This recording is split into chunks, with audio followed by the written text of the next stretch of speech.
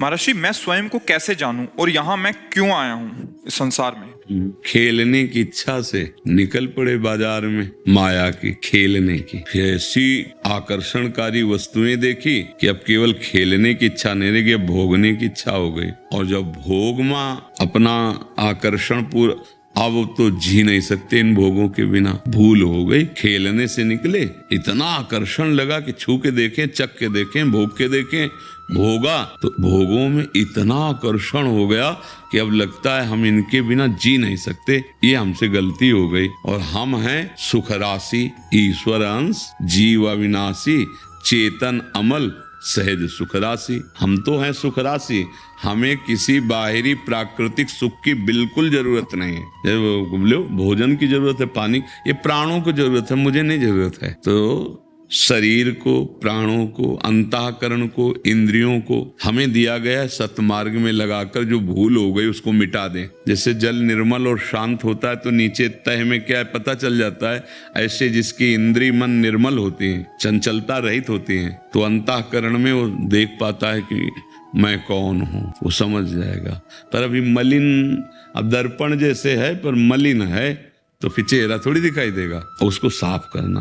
तो ये जो सत्संग है, साधना है, भजन है, ये दर्पण की सफाई हो रही। जहां अंतःकरण निर्मल हुआ वहीं तुम्हें अनुभव हो जाएगा आत्मस्वरूप, तुम भगवत स्वरूप हो। तुम्हें कोई चाह नहीं है, तुम्हें कोई मार नहीं सकता, तुम्हें कोई विकार नहीं है। पर जिसमें विकार है उसको तुमने अपना मैं मान लिया, शरीर और अंतःकरण। बस यही भूल हो गई है। और अपने को तभी जाना जा सकता है जब पहले इनको भूले। चाहे ज्ञानी हो चाहे प्रेमी हो, दोनों की देहातीत स्थिति होती है। अगर देहातीत स्थिति, देह अभिमान रहित स्थिति नहीं, तो वो केवल ज्ञान बुद्धि में पढ़ लिया है, वो केवल स्वांग भक्ति का कर रहा है, अंदर से नहीं। जैसे एक पतिव्रता श्रृंगार करती है अपने पति के लिए, और एक वैश्या भी श्रृंगार करती है वो जगत के विषयी पुरुषों के लिए, ऐसे ही कोई अनन्य भक्त पति हरि के लिए, और जो व्यभिचार वृत्ति है भोगियों के लिए, वो भी तो श्रृंगार कर रहा है। भगवत रसिक जी कहते हैं, विद्या रूप महत्व कुल धन यौवन अभिमान, षट कंटक देखे जहाँ राहे न भक्ति निदान, राहे न भक्ति निदान, स्वांग सब नगर नारी के, विषयीन हाथ बिकाए नहीं रिझवन बतार के। नगर नारी कहते हैं वैश्या को। बोले वो वेशधारी जो विद्या रूप महत्व कुल धन, किसी कोई भी अभिमान, कोई भी अन्य आशा, तो बोले वो जैसे एक वैश्या श्रृंगार कर रही विषयी के हाथ में बिकने के लिए, ऐसे वो भी बिकने के लिए तैयार हो रहा है। इसीलिए रंग थोड़ी आ रहा है। जो प्रेम रंग आना चाहिए, भगवान की चर्चा करने से बढ़कर कोई साधना है। जैसे हम भगवान का यश गान कर रहे हैं, भगवान का गुण गा रहे हैं, दासत्व, उनकी प्रेम लक्षणा भक्ति है। धुंधकारी ने कोई और साधना नहीं की, 7 दिन केवल भगवत चर्चा सुनी, भागवत, और विमान आ गया, बैठ के चला गया। मथुरा की यज्ञ करने वाले ब्राह्मणों की पत्नियों की कोई साधना नहीं थी।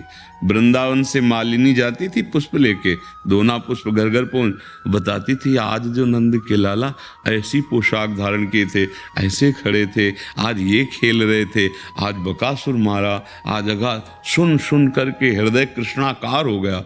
और जब वो भगवान का पूरी कथा विस्तृत है, पर भगवान का साक्षात्कार उन याज्ञिक ब्राह्मणों को ना हुआ और भगवत चर्चा सुनने वाली ब्राह्मण पत्नियों को हुआ, और भगवान ने उनका स्वागत किया। जैसे गोपीजनों को कहा था स्वागतम वो महाभागा, ऐसे उनके लिए भी भगवान शब्द बोले।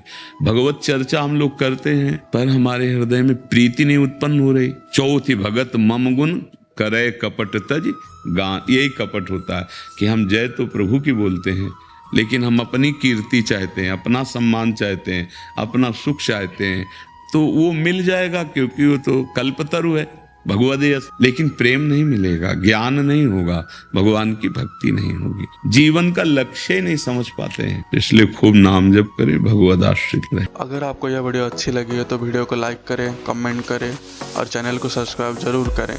और मैं आपको मिलता हूँ कल एक और नए वीडियो के साथ। राधे राधे।